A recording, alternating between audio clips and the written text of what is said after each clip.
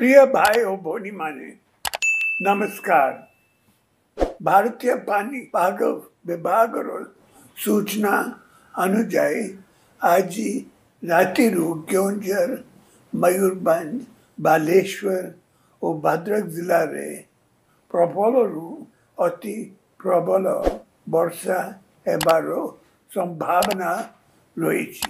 तेणु आपण मानू मोर विनम्र अनुरोध जे आपण माने भयभीत न हुई प्रशासन निर्देश पालन करंतु, प्रशासन को सहयोग करंतु।